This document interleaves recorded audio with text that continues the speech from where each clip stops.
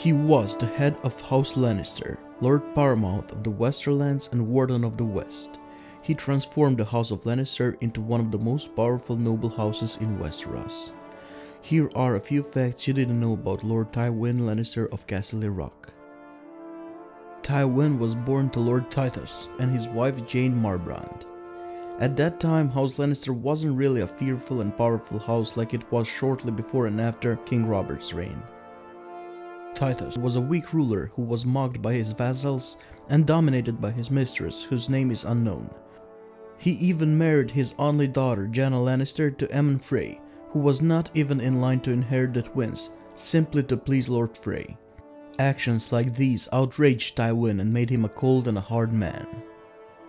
After his sister's marriage, Titus sent the young Tywin to King's Landing to serve as a royal cupbearer at Aegon V's court. During that time, he befriended the young Prince Aerys, the future Mad King, who was not so mad at the time. He also took part in the War of the Nine Penny Kings and would knight Prince Aerys as he served him as a squire during the war. After the war, Tywin returned to Casterly Rock and vowed to restore House Lannister to its rightful place. We all know the famous song Rains of Castamere, but what is its origin story? It all has to do with the Rain Tarbeck revolt, which happened approximately 40 years before Eddard Stark is named Hand of the King. It was an uprising in the Westerlands led by Houses Rain and Tarbeck. They renounced fealty to their liege lord Titus Lannister due to his weak leadership. There were also some minor reasons for the rebellion, but Titus's ineffectiveness was the major one. Although Titus forbade Tywin to gather an army and march on the rebellious lords, Tywin did it anyways. He crushed the rebellion with ruthless efficiency. He destroyed both houses entirely so that their lines were ended. With that action, the lords of the Westerlands started to respect and fear the House of Lannister after many years of mocking them. After his father died, Tywin returned to Casterly Rock only to find his father's mistress, who was a low-born woman, trying out his late mother's jewelry and gown.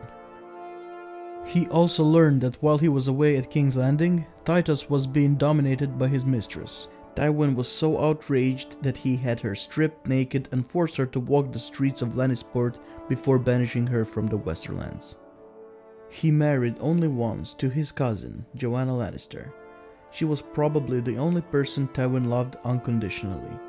She bore him twins, Jaime and Cersei, but she died while giving birth to Tyrion. That is why Tywin hates Tyrion, as he took her death very hard. It was said that Joanna even made him smile, but after her death, he never smiled again. When Aerys became king, he named Tywin his hand, and he held that position for 20 years. During that time, Westeros entered a new golden age of peace and prosperity, but as we all know, it ended when Aerys became increasingly paranoid and jealous of Tywin. According to Barristan Selmy, Aerys lost it for Tywin's wife when she was alive. Tension between the two increased even further when Aerys declined Tywin's offer to marry Cersei to Aerys' heir Rhaegar. Aerys also raised Jaime to the Kingsguard, robbing Tywin of his heir as the Kingsguard weren't allowed to have any children or lands. After that, Tywin resigned his position as Hand of the King and came back to Casterly Rock. During Robert's rebellion, Lord Tywin remained neutral, ignoring the king's orders to join the royal forces. But after Robert Baratheon crushed Rhaegar Targaryen's chest at the Trident, Tywin assembled his forces and rode for the capital city. Once they arrived, Pycelle convinced King Aerys to open the gate, but instead of reinforcing the royal family, the Lannister forces began to sack the capital. Outraged by this, King Aerys ordered the city to be ignited by wildfire, only to be killed by his own Kingsguard and Tywin's son, Jaime Lannister. Tywin also ordered Gregor Clegane to kill Rhaegar's wife and children and presented them as a gift to Robert Baratheon. This was Tywin's cruelest act ever, but he reasoned with it by thinking that it was necessary to demonstrate House Lannister's loyalty to Robert Baratheon. When Tyrion married a common girl, Tysha, Tywin taught his son a sharp lesson. In Tywin's eyes, this would make his house a laughingstock again.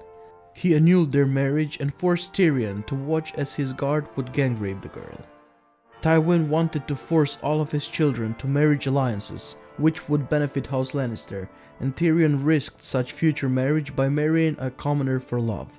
That was highly hypocritical of Tywin, as he himself married for love instead of entering a marriage alliance. He also possessed a very patrician set of social values, in which women are only suited in securing alliances and nothing more. Tywin never trained Cersei how to rule, and that is why Cersei actually isn't a skilled ruler, and bases all her decisions on personal vendettas without a royal court. Before being killed by Tyrion, the fact that he had Shae in his bed lying naked was totally out of character for him. After his wife's death, he never took another woman, and he himself always hated whores. He has been putting Tyrion down non-stop for his whoring. The fact that it was his hateful son's mistress makes him much worse than mere hypocrite.